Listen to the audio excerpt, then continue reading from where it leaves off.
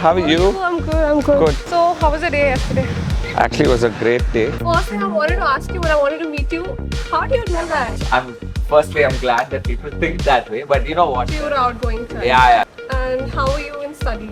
Were you like, Was a shocker to everyone. At home, I wanted to quit my job to pursue my passion. hi? Hi. So it's been about a couple of months since I've been in Bangalore, and I've spoken to a lot of DJs, people who are in the music fraternity and all of that.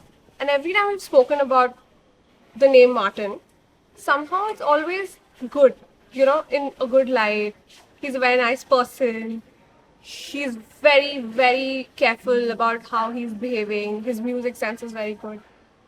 The first thing I wanted to ask you when I wanted to meet you, how do you do that? Like, a constant good picture in everybody's eyes? So I'm glad that people think that way, but you know what? There is always a flip side to it, because I know there are also probably equal number of people who think otherwise. Okay. And it's absolutely fine, because you can't be nice in everybody's minds. And that I've understood, I think, being in an industry like this where you're constantly exposed to people, in an environment where there's alcohol prevalent around you, people are behaving in a certain manner, right? And it's not always you. There's also the other side to it, because you're also interacting with people who probably don't have as much control over themselves as I do. Okay. Yeah. So I think I'm blessed to be in this position here. And I think, I didn't start off with this industry. I came from a different industry. So a lot of people I've known from before becoming a DJ or a karaoke jockey. And I think that helps, because I've been a customer, I've been that person who used to be on the dance floor to these people, and now I'm on the other side. Yeah. But what, how is this characteristic in you? Like, who got it in you? Was it your parents? This idea of being so humble, grounded? Is it like organically in you? Is it something which your parents or somebody invited? I think it's parents to a large extent. I've grown up in that environment with my parents being like that. My dad is still in that, and relatives have been that way. My friends, I think my closest friends, and have friends for years, right, from school, from college, and I'm still very close to them. Okay. And nothing has changed between us, and they're still the same people, at least, morals, with their ethics, they're still the same. And I think it really helps being in that kind of an environment. So, I just want you to take me back to your childhood home. The first house that you ever lived in. Can you just tell me about it? Man, it was really far away. Okay. I used to live on Mysore Road earlier, and it was actually a great neighborhood. It was like a colony with a lot of kids also growing up at the same time that I was. So I got very lucky, because there were people around my age, and I got to have like a fun childhood. I used to play cricket with them. I used to play football with them. So you were an outgoing child? Yeah. I was like a completely outgoing child. The only issue was that our schedules didn't match too much, because I was in a school that was far away from home, and everybody else kind of studied around close to where they were staying. So in terms of timings, that was a problem. But man, I think I had a blast with these guys. Yeah. So you consider your childhood to be really happy? Yeah. Very, very like a happy childhood, because I got to do things that I got to play, I got to chill with them, all of it. So I think it was a perfectly fun childhood. And how were you in studies?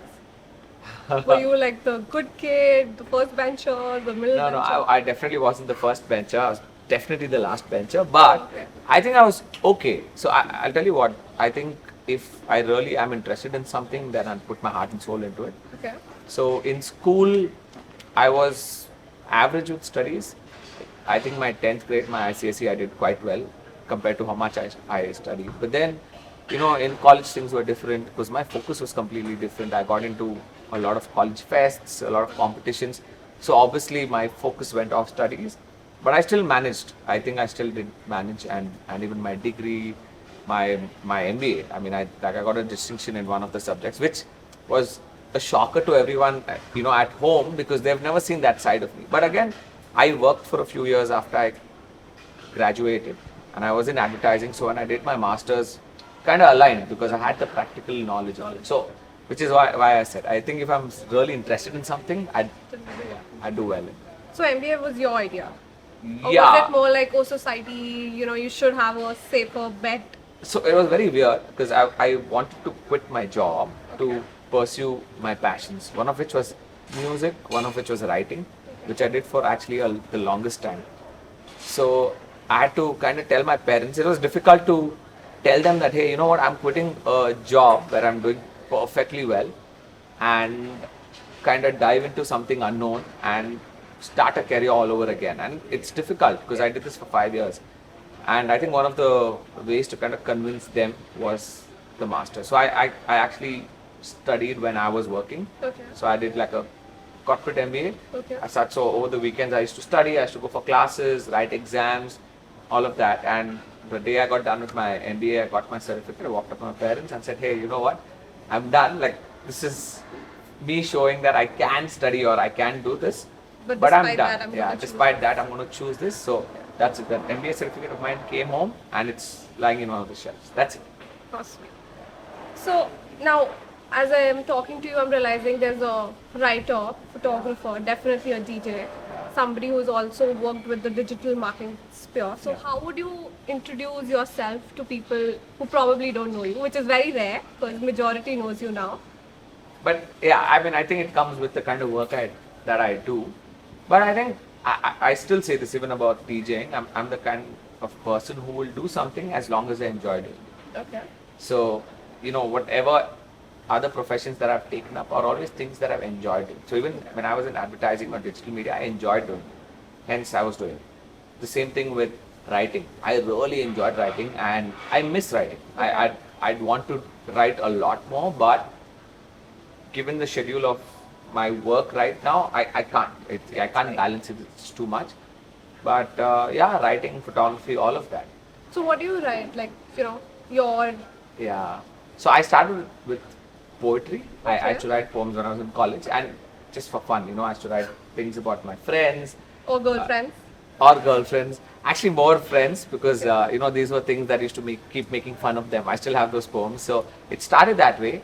So were you the letter writing boy who would write to like close friends? No. I never wrote letters, but I used to write poems or, these short poems and I used to send it to them. Okay. And I used to have a book back in the day. I still have that book at home somewhere where I used to write down in that book and then, take a picture of it and send it to them. So it was that. I did a lot of that. Okay. And I did a lot of copywriting later professionally. So I was freelancing. So I did that for a while. I did scripts for corporate films, for travel documentaries. So I also got to travel a lot. I love traveling. So it kind of worked really well for me. Blended in perfectly. Yeah, it blended in perfectly. So I did that for the longest time. And can you like remember the moment, the first time you had a thought, oh, maybe I should get into like DJing, like that's something I should look upon, something I like? So it's very weird. Okay, so I never got into DJing first. Okay. I started hosting karaoke first. Okay. And very random, it was a after party. I went to a friend's place and I met someone and we were having a conversation. And they were like, hey, I've seen you sing at a karaoke bar. Do you think you can host karaoke for us? And that's just when I quit my job and was So trying to this is figure what out. age roughly? 26, I guess, 25, 26. And I was like, hey, you know what, why not? Let's give this a shot, because I enjoy it.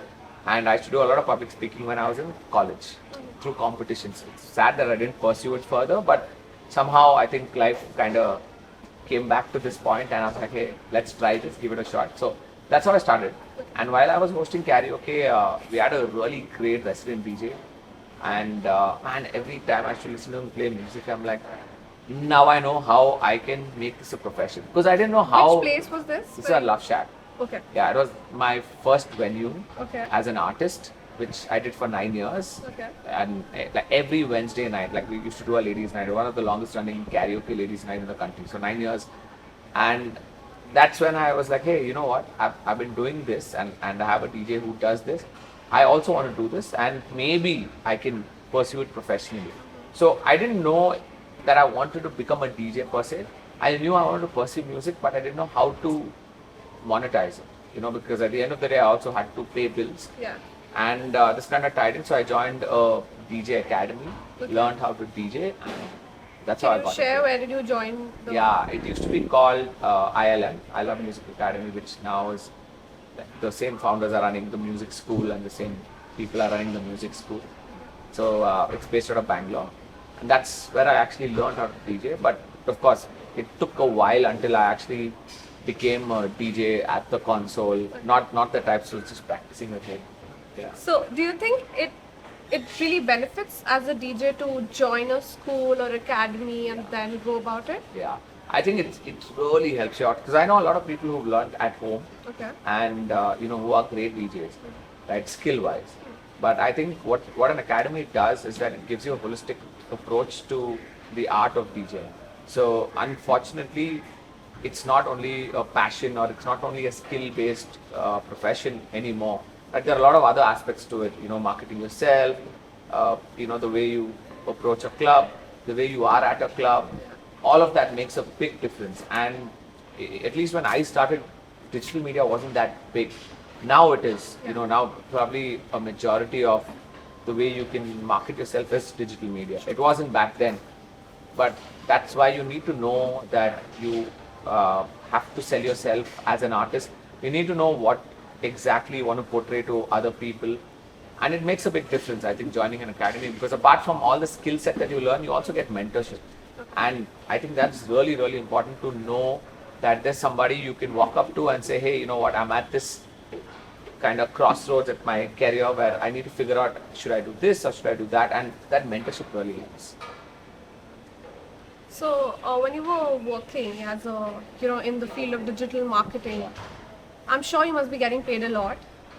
Actually, ironically, I wasn't, because see. I started with advertising. Okay. and everything revolved around advertising. Advertising never paid that well. So when I started my career, At that time. I think things are different now. But when I started, advertising was probably one of the least paying careers. Okay. I picked it again only because of passion, because Okay. all my other friends were in different So it was industries. never about, here's the money, so let's just go Yeah. here. Never. It never was about the money. I wouldn't have worked for 5 years, in that field otherwise. Okay. But it was just passion, because I really enjoyed advertising. I really enjoyed the fact that you can make a brand, you can sell that brand, and people react to a brand. So it was very, very different. That's how I started, and it was purely based out of passion. But like I said, I think at a certain point of time, you feel like, hey, there's something more I can do and something I'm more passionate about. From what I can get is, I'm assuming your parents are really supportive, or did it take time to make them understand, okay, this is where I'm going to go? So it took a lot of time to make them understand Okay. that this is where I want to go. I think given the fact that I did a certain profession quick, and at 25 when you're restarting a career, or 25, 26, it's a big deal. Yeah. Like I said, I did this a few years ago, so things were very different at that time because your opportunities were also very limited. But having said that, my parents were super supportive. They never gave me grief about something. Whatever questions came from a good place, and their concern about what I'm doing. So it was always that aspect to it. It was never society. Oh. What would society say? It was always like, hey, are you sure? Because you're starting your career all over, and do you think it's a stable enough profession? Do you think you'll make enough money? Do you think it'll sustain you? How long will it last? All of that. So if there's a kid, a 18-year-old boy who's looking forward to becoming a DJ and his parents are not being supportive about it, what are the few points you would like to tell him that, this is what you should tell your parents, this is how probably you should go about it for it to work out in the right possible manner, considering it's not something which is very respectful in our Indian society? Yeah. So I'll tell you what, I think kids nowadays, at least people who are around 18, are a lot more aware of what is happening around them, and they are a lot more aware of what they want. Okay. I feel like when I was doing it, it wasn't that the case. There were a lot more doubts, there were a lot more issues surrounding a offbeat career, right? So things are different now, right? I think if someone at 18 wants to take this up as a career, one, they have to prove that at some point of time it will be fruitful. in terms of say a career. I'm saying career because money obviously makes a difference, but it's always a career because it's a growth cycle, and you have to look at it in that particular manner. I think you need to have a backup as such. You need to know that, hey, you know what, I'm going to give it this much time, I'm going to give it my all. But when you give it, you have to give it your all. And maybe down the line, if I don't enjoy doing this, or maybe if it doesn't translate into exactly what I'm looking at, then there has to be something else that I can fall back upon, right? Because at the end of the day, at 18, at least you have to be independent. And again, it comes down, unfortunately it comes down to money, because you still have to pay bills, right? Even with DJing as a career is not a cheap career, right? It's not something where you're not investing anything at all. You're investing a lot of money into music, into equipment, into how you present yourself in front of other people, and all of this makes a difference, right? So So now coming back to you, yeah. can you just tell me if you have a memory of the first time now you're gonna go play for a crowd of people Yeah. in a club or somewhere? Do you remember the faintest first memory? Yeah. So, after I kind of graduated from my DJ academy, we had a gig, a public gig, Okay. where there were, I think, 5 or 6 in my batch, and we had to perform in front of people. I don't think I've ever been that nervous. And, so weirdly enough, I think my choice of music was very different from the others at that particular point of time. And so, I was very nervous about that, that you're trying to play something very different. And playing in public, because here, playing music is one thing, but playing it in a synchronized manner, technically right, in front of people who are watching you, Yeah. in front of your mentors who are there, I think that was a little scary. Even now, every gig of mine, before I get onto the stage, you always feel that. Mhm. But I think it's great because it kind of helps you do even better on stage. And for example, it's one of the nights, it's a Saturday night, you're in a really good club, but there's very less crowd, like, just couple of people. How do you get yourself put together? Because now you're somebody who has people always there for you. Oh, Martin is playing, so they rush to that place. So I'm just giving you like an, example, like you're at Yeah. a place. So it happens, by the way. How do you get yourself up? Okay, no, I'm still going to play irrespective. See, at the end of the day, right, as much as it's a passion that I'm following, it's also a profession. Yeah. And I think I have to be professional about it. I'm getting paid for a gig, and it's my job to get out there, play good music, and to entertain. And there can be 500 people or there can be 5 people on the dance floor, but I still have to perform to that, to that crowd or to those 5 people. And I think I look at it that way. And every time I go into a club, obviously, if there's a crowd, it gets you immediately pumped up, and that adrenaline is rushing, so that you're just out there and you start performing. But with a fewer people on the dance floor, it takes, I think, that extra push, because there you're literally jumping around to 5 people, or you're showing that energy. Obviously, it's not the same amount of energy that you would show at that particular point of time, but you still have to put up a show, and I think that is what you should respect your profession for. That you're there to do a job, and you're going to do your best. And you get a lot of attention now, because I'm sure you've come at a point where people respect you, people like you. And for somebody who's reaching to that stage, who's already probably been playing for 2-3 years, now people know him, people are coming for his gigs, and he's getting a lot of female attention, or vice versa, female DJ playing, a lot of male attention.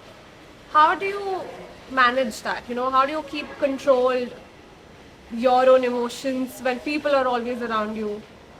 Again, I think it comes down to professionalism. Okay. You know that you're there to do a job, and you can get all the attention in the world.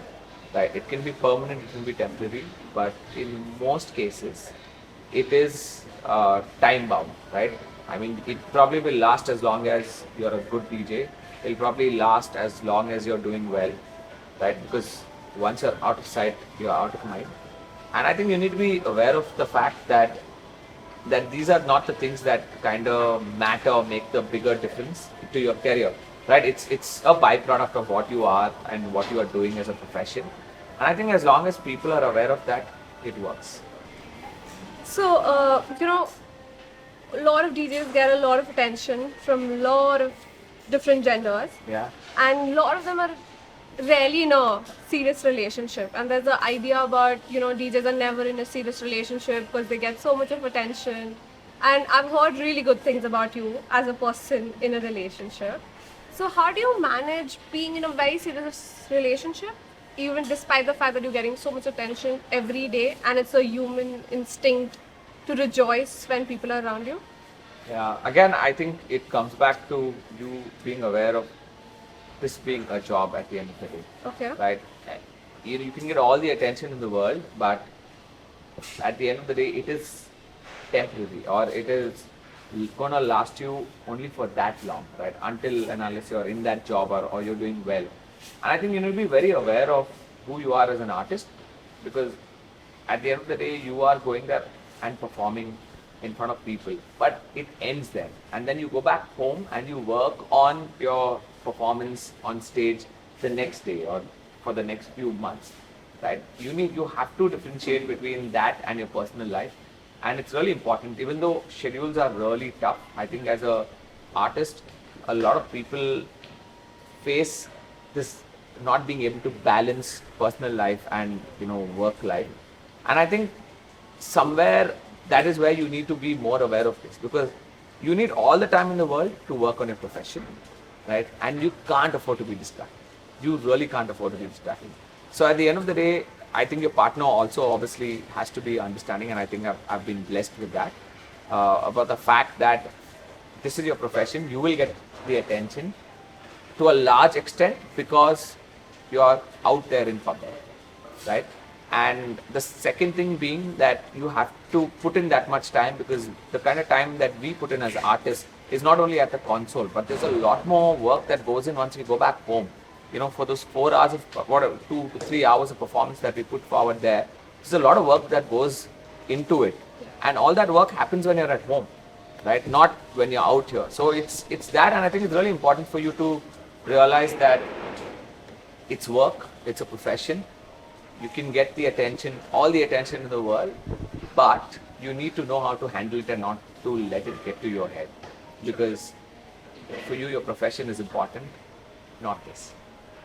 And if I may ask, Yeah. what's the perfect idea of your relationship? Like, what's a perfect relationship for Martin? I think trust, understanding, and giving each other that space. And how do you choose people, like, your people you're around with, your team, and, how do you choose? Because I'm sure you're growing and now you must be having a couple of people around you who help you in your profession and all of that. So how do you choose those people? What are the kind of people you love to be around? So I think it's a vibe thing, Okay. right? You can't really jot it down, but you vibe with the person, you get those positive vibes from a particular person, and you just get along with that person. And I think to a large extent it is like that with me.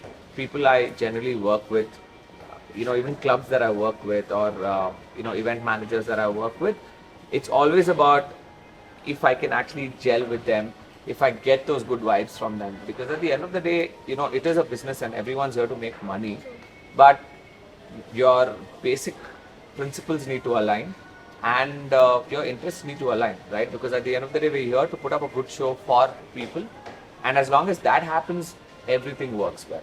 So yeah, I think it's just the vibe. So vibe matters the most. Yeah, vibe matters the most. And how have you dealt with hardships in this entire career? I'm sure it's not all lovely throughout the journey. It isn't, and so there are a lot of aspects that go into it. One is mental health, right? Because of the kind of job that you do, and we were talking about this, about the attention that you get, right? Maybe you get all the attention in the world for a week, and the next weekend you get none. Yeah. You need to be able to handle that as well. That you need to know that this is my job, and there are always going to be ups and downs. Right? There are going to be times where you're going to have great gigs. You're going to have 500 people, 5,000 people, but the very next weekend you will have a gig with 5 people on the dance floor, and you need to be mentally prepared for that. You need to be able to handle that kind of a situation. So I think awareness matters. You need to be aware of situations like this.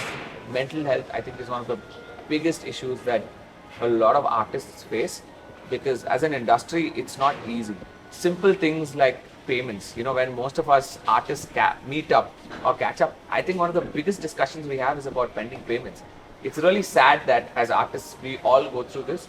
And I'm telling you, everybody goes through it, right, in one way or the other.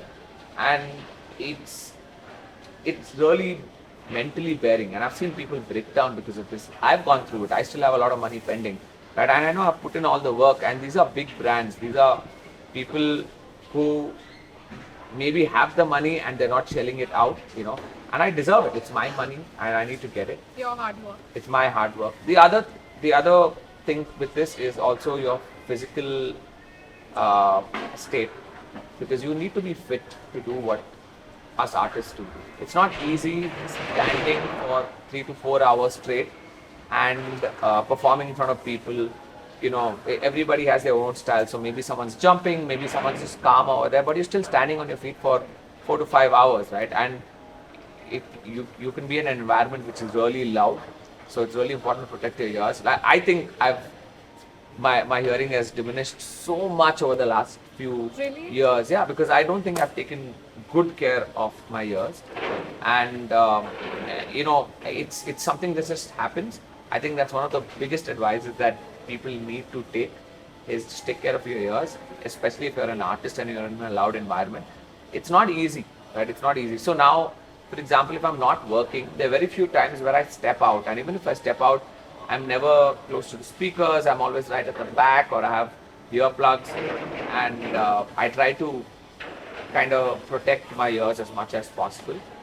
But apart from that, right, like I said, there are a lot of stereotypes with being a DJ, and you need to be aware of all of these things. I've had bizarre incidents, where somebody has, showed their middle finger to me, has snapped at me, has, been really rude to me, tried to get physical with me. Forced you to play music. Yeah, and all of that happens.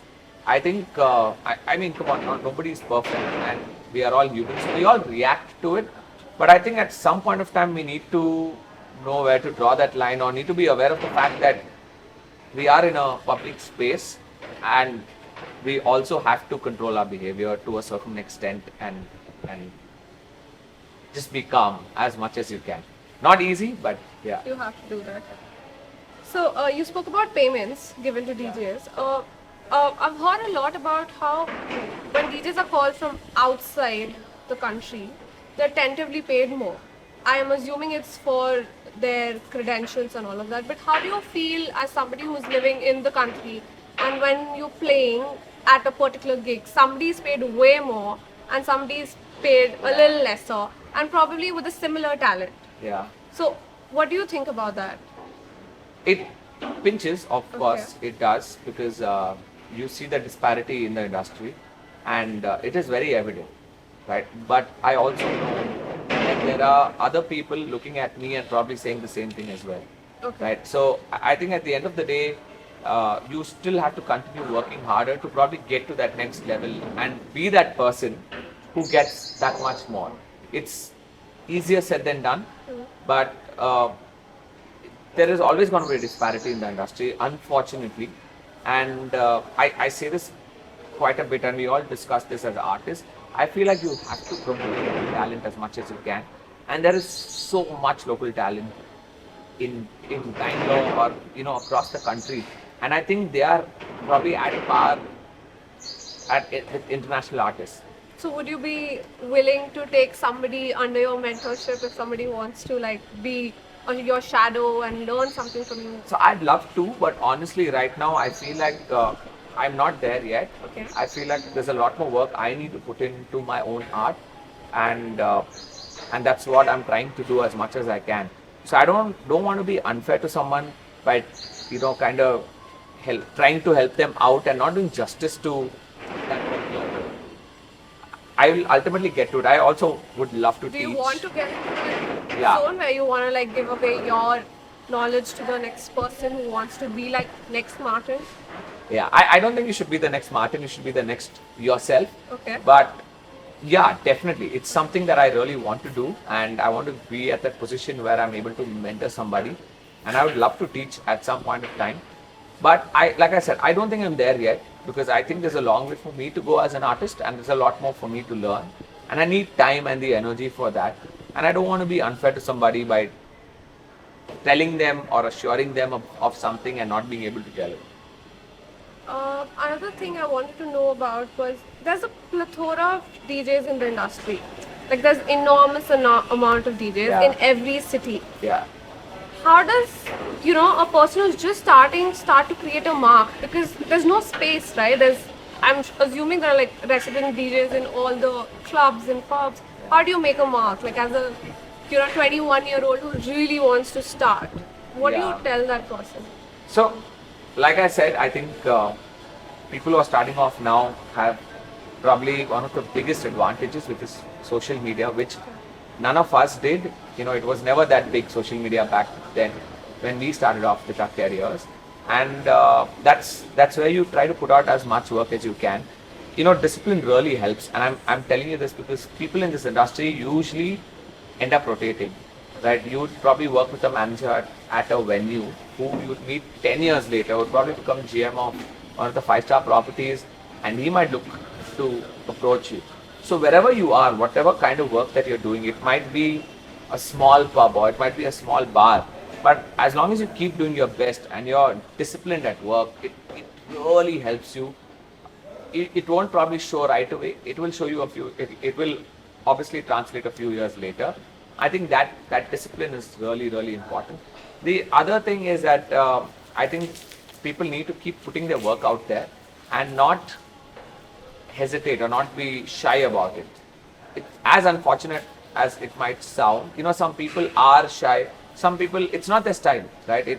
They're probably not loud at the console. They're probably not using the mic at the console. It's absolutely fine because everyone has a particular style. But you need to put your work out there, and other people need to know what you're doing. So can an introvert be a DJ as well? I think yes. I know a lot of introvert DJs who are great at their job, and people love their music. Right? With them, literally music does the talking, and you need to put your content out there. So, if you're making a certain amount of money out of a gig, then you need to invest at least a percentage of it back into it. Probably hire a videographer, probably hire a photographer to kind of document your event, and need to keep putting it out there because only those 100 people in that particular club know what kind of music you're playing, but nobody else knows what you're doing. And I think that is really important for you to showcase your work to the world. So invest back into the profession. It's so important, and I realized it much later. I obviously didn't walk into it knowing that this is to be done, right? I learned it the hard way as well. But yeah, I think you need content, and you have to keep putting content out there. I know people who have grown so much during the lockdown just by putting content out there, doing this from home, right? So there's no dearth of talent. But the problem is people knowing that you have that talent, and that is why you need to connect the gap. Yeah. And that is really, really important in this industry. And do you think a DJ has a shelf life? Like, oh, now you're 40 and this is it, you're old. I got told this a lot when I started my career. I started my career really late, right? I got into the music scene when I was 26, 27. It's probably an age where a lot of people are peaking, right? And I was starting off at a career. And a lot of my friends, a lot of people in the industry kept telling me, hey, how long do you think you're going to do it? I've been doing it for, I think, 10 years now. I think I'm still there, and I will continue to try being relevant as long as I can. I know a lot of other artists in the country who also are still in it, who are still doing their best. The best example would probably be a Nuclear, right? I mean, he used to perform at clubs, pubs. When I was in college, I watched him perform, not as Nuclear. But then, he took that break, made great music, came back, and I mean, everybody in the country knows who Nuclear is. He's judging reality shows, for a DJ or for a music producer. to judge a reality show is massive. In India is massive, and he's doing it right. So I don't think there's a shelf life as such. As long as you're putting in the effort, putting in the work, shouldn't stop. You can be as senior a DJ as you can be, but the effort that you put in when you were a junior artist has to be the same. You know, Martin, I would love to talk to you for a longer time. There's so much to ask, but we're short on the time now. Yeah. So I would just ask you last question. You said you love to travel. Yeah. So what are like favorite Martin spots that you love to go to when you wanna like just get out of the music scene, just wanna be by yourself or with your family? Cities, towns. So I think in India there are a couple of places that I really love. One is Hampi. I think it's just a gorgeous place and you can just cut off. I love Goa because for me it's a balance. For me Goa is work majority of times, but there is a flip side to Goa where there's a quaint side to it, and I love that aspect of Goa as well. And outside India, Amsterdam. I think it's like my soul city. I love that place. I love the vibe that place has. Everyone's so nice. The music scene is so good. You can just walk into any club. You can be walking on the road and you'll hear someone play music and it'll be great music. So I think Amsterdam, another place that I really love is Kathmandu. So Nepal, Kathmandu. Yeah, it's got an amazing nightlife. Oh, is it? Yeah, it's got an amazing nightlife. I've been lucky enough to play there 4-5 times and made great friends. Man, the vibe there is just something else. I think the people, their knowledge of music, it kind of shows. And again, it's got the perfect balance. It's got the nightlife balance with everything else. Yeah. And is there a place you're waiting to go to in coming few months, years? Sorry, in Nepal? No, like around in the world. In the world. So I have a few places on my bucket list. Yeah. That I want to do very, very soon. And one is Egypt. Okay. One is Greece, Turkey. So I think these are those places. I love history. I love historical places. So Rome was on my bucket list when I did it a few years ago. So places like these I really like because it's also a nice blend of history, culture, music, people. Yeah. So hopefully, I think a lot more travel. Hopefully, a lot more travel happens soon.